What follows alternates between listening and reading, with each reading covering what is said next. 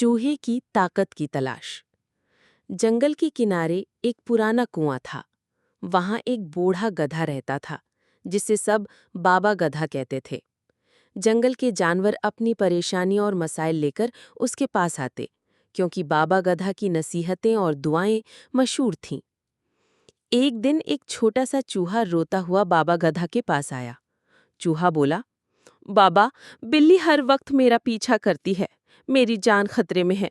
मुझे ताकतवर बना दे। बाबा गधा ने उसकी हालत देखी और दुआ की। अचानक चूहा बिल्ली में बदल गया। बिल्ली बनकर वो खुशी से बोला, अब बिल्ली मुझे नहीं खा सकती, क्योंकि मैं खुद बिल्ली बन गया हूं। लेकिन खुशी ज्यादा देर न रही। अचानक एक कुत्ता आया और भौंकने लगा। बिल्ली तो मेरा शिकार है।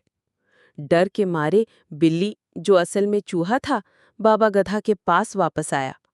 बिल्ली, बाबा, मुझे कुत्ता बना दे ताकि कोई मुझे नुकसान ना पहुंचा सके। बाबा ने फिर दुआ की और वो बिल्ली कुत्ता बन गया। अब वो कुत्ता इतराता फिरता था। लेकिन जल्द ही एक शेर आ गया। शेर धाड़ा, कुत्ते तो मेरी धाड़ से ही कांप जाते हैं। कुत्ता फिर भागा बाबा के पास। बाबा, मुझे शेर बना दें। बाबा ने दुआ की और वो कुत्ता शेर बन गया। शेर जंगल का बादशाह समझकर घूम रहा था, लेकिन एक दिन एक बड़ा सा हाथी सामने आया। हाथी ने कहा, शेर की धाड़ मेरे कानों में गूंज की तरह है। अगर मैं चाहूं तो एक पांव से कुचल दूं। शेर कांप गया और बाबा के पास पहुंचा। बाबा, मुझे हाथी बना दे। बाबा ने दुआ की और वो शेर हाथी बन गया। अब वो हाथी सब पर रोब जमाने लगा। मगर एक दिन एक शिकारी इंसान बंदूक लिए आया। शिकारी हंसा, कितने ही बड़े जानवर हूं, इंसान की अक्ल और हथियार के सामने सब कमजोर हैं। हाथी फिर बाबा के पास भागा।